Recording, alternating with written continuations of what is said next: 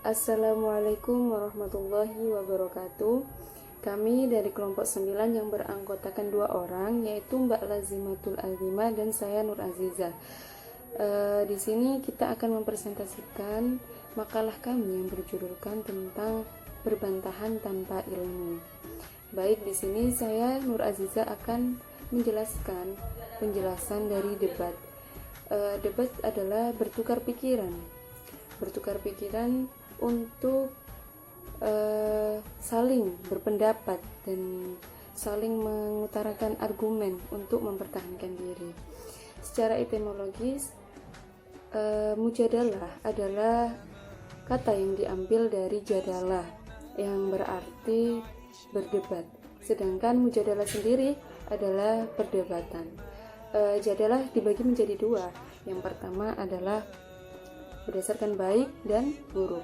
Yang baik apabila jika disampaikan dengan sopan, dengan baik, dan bertujuan untuk mencari kebenaran.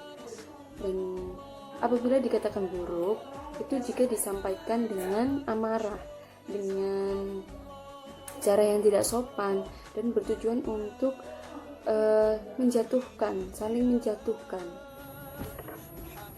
Baik, yang kedua adalah penjelasan tentang berbantahan tanpa ilmu di dalam Al-Quran. Manusia diciptakan Allah berakal bukan untuk memikirkan zat Allah, bukan untuk membantah segala sesuatu yang telah Allah ciptakan di alam semesta ini, melainkan untuk memikirkan, merenungkan, dan memuji betapa besar kekuasaannya dengan tanda-tanda yang ada di alam semesta ini. Namun tidak bisa dipungkiri bahwa manusia memang adalah makhluk yang paling sering membantah. Dan hal itu telah dijelaskan dalam Al-Quran surat Al-Hajj ayat 8-9 yang berbunyi, A'udzu billahi minasyaitonir rajim. Bismillahirrahmanirrahim. Wa minan nasi man yujadilu fillahi bi khairi 'ilmin wa la hudan wa la kitabin munir. ثاني عطفه ليضل عن سبيل الله له في الدنيا خزي ونذيقه يوم القيامة عذاب الحريق. Yang artinya, dan di antara manusia ada yang berbantahan tentang Allah Subhanahu wa taala, tanpa ilmu, tanpa petunjuk, dan tanpa kitab atau wahyu yang memberikan penerangan, dengan memalingkan lambungnya untuk menyesatkan manusia di jalan Allah Subhanahu wa taala. Dia mendapatkan kehinaan di dunia, dan pada hari kiamat kami memberikan kepadanya rasa azab neraka yang membakar. Dan kesombongan di dalam hati manusia memang tidak bisa dipungkiri, dan mereka pun terdapat orang-orang yang tidak mengakui bahwa Allah Subhanahu wa taala adalah Allah yang Maha Tuhan yang Maha Esa. Dan hal itu menjadikan mereka buta akan kebenaran dan kebenaran yang telah disampaikan oleh Rasulullah SAW. Yang telah memang manusia banyak sekali membantah, dan mereka itu membantah tanpa ilmu, tanpa petunjuk, tanpa wahyu atau kitab, dan mereka hanya mempertahankan argumen mereka sendiri tanpa melihat tanda-tanda kebesaran Allah. Maka diturunkanlah ayat ini untuk memaparkan orang-orang kafir tersebut bahwa mereka telah dipengaruhi oleh syaitan karena keangkuhan mereka. Baik, penjelasan selanjutnya akan dijelaskan oleh Mbak Lazimatul Azimah. Kenalkan, nama saya Lazimatul Azimah. Di sini saya akan melanjutkan presentasi yang telah disampaikan oleh Mbak Azizah. Saya akan menjelaskan mengenai etika dalam berdiskusi. Seperti halnya kita ketahui, ketika kita berada dalam suatu forum diskusi dan kita memiliki argumentasi yang akan kita bahas dalam diskusi tersebut, pasti kita akan berusaha semaksimal mungkin untuk mempertahankan argumentasi yang kita miliki. Nah, dengan beberapa orang yang memiliki argumentasi masing-masing, maka dalam sebuah forum diskusi itu diperlukan ketentuan-ketentuan yang dijadikan sebagai patokan ketika terdapat banyak argumen yang masuk dan berbenturan. Nah, fungsinya apa? Supaya tidak terjadi permusuhan selama diskusi itu berlangsung. Ketentuan itu sangat penting sekali di sini, karena ketika dalam diskusi tidak ada ketentuan yang dijadikan patokan, maka dikhawatirkan akan terjadi kerancuan yang menimbulkan kekacauan.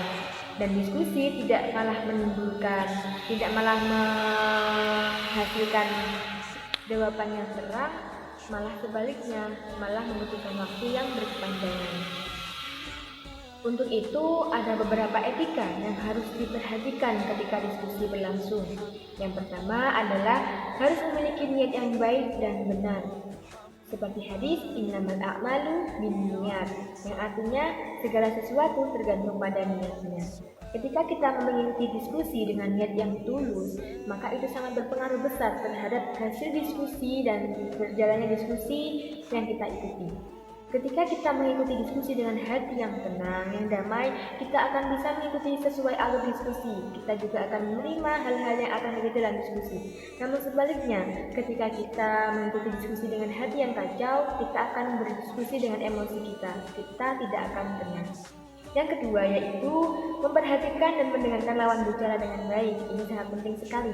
Itu sebagai bentuk rasa hormat kita, rasa menghargai kita kepada orang lain.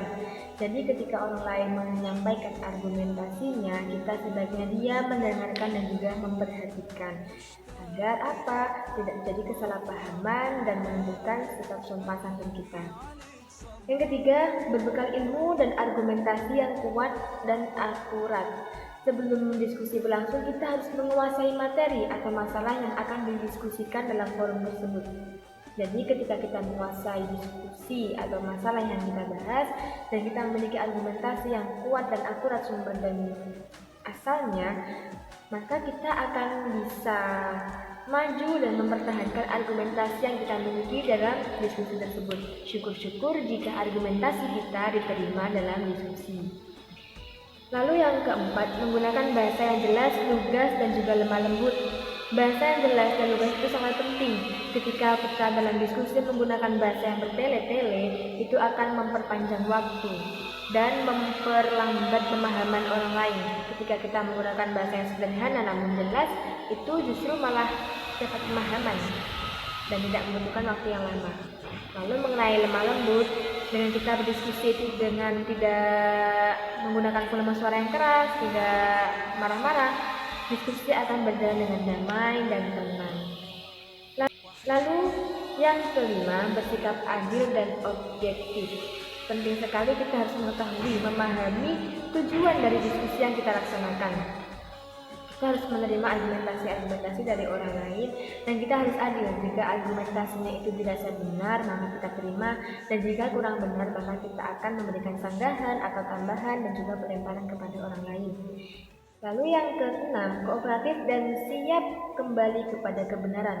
Ketika kita menemui beberapa argumentasi yang sebenarnya melenceng, kita harus memiliki patokan tadi, kita harus kembali putar balik kepada hal yang benar sesungguhnya.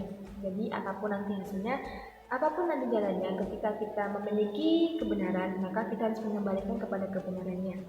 Lalu yang terakhir yaitu menghindari sikap ngeyel. Saat kita berdiskusi janganlah ngeyel.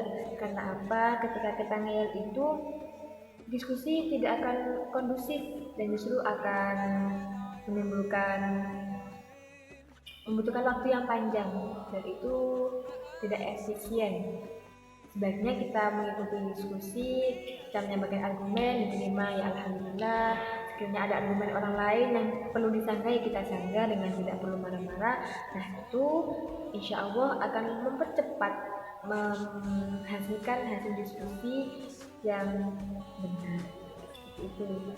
Nah sekian dari saya, sekian dari kelompok kami, kurang lebihnya kami mohon maaf. Wassalamualaikum warahmatullahi wabarakatuh.